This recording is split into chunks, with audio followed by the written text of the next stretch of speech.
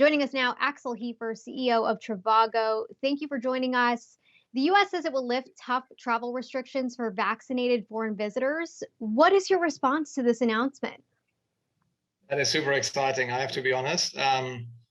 We've been waiting for this for quite some time. When the EU lifted the restrictions for American tourists, we were expecting a lift in the other direction as well. And it's great.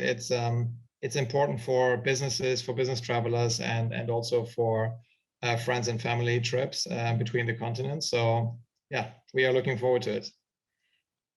Yeah, and it makes a difference that it's been so long because the World Travel and Tourism Council estimates the US economy is losing $200 million a day because of these restrictions.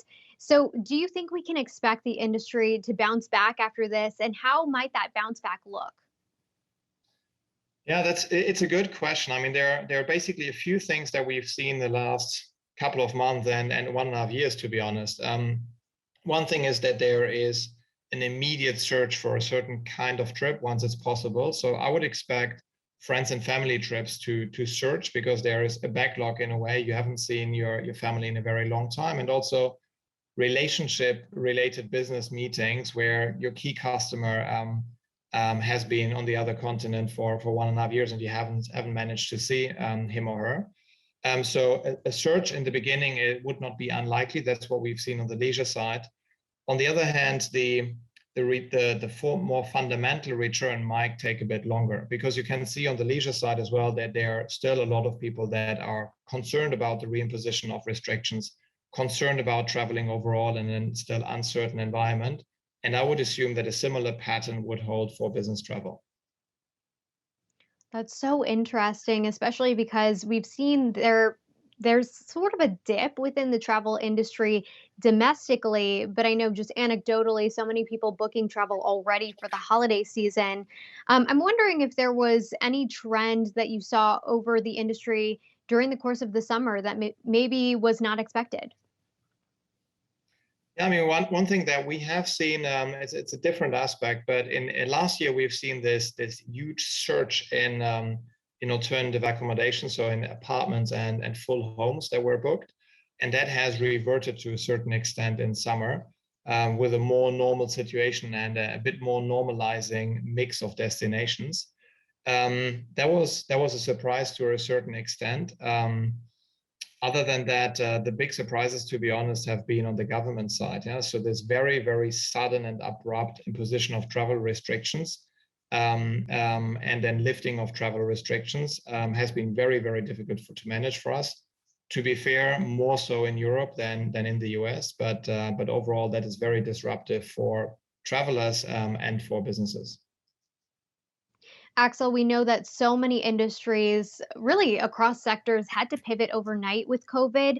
Are there any lasting impressions that you think the pandemic will have on the travel industry?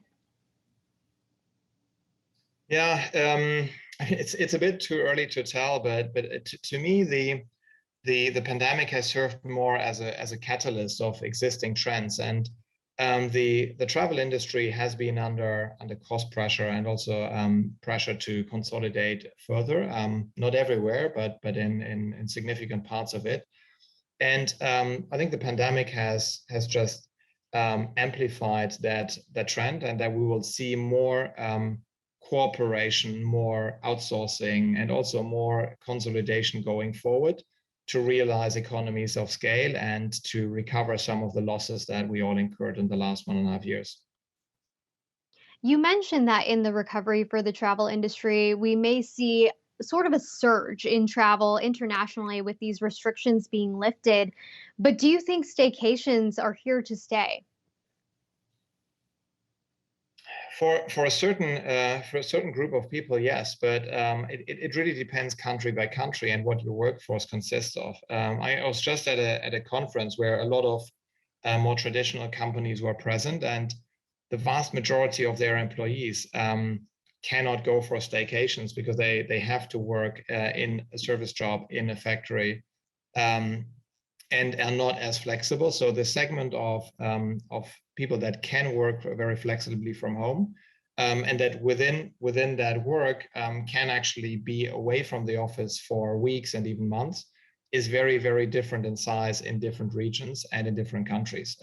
But I do think that for that group, that concept will stay, because it is very attractive. We all now trained ourselves to work remotely if our job permits, and there is a huge benefit in being able to do that from different locations and being more flexible with your home. Axel, how is Trivago positioning itself post-COVID to really take advantage of maybe revenue streams that weren't there before or capitalizing on growth sectors within the travel industry?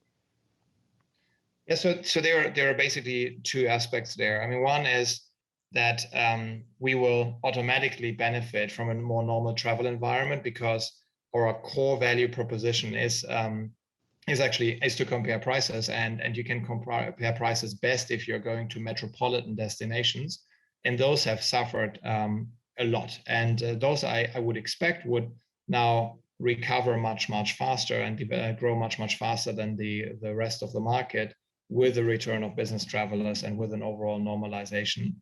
So there we have an automatic benefit in our core product, and we continue to add new value propositions like our local travel product. The other thing is what I mentioned earlier, is this cost pressure in the overall industry, and there we have started to explore opportunities to offer our technological capabilities also to other companies, and realize economies of scale for us and for partners. So I think that could also be a big opportunity in the future. Axel Hefer, CEO of Trivago, thank you so much for joining us here on Cheddar News.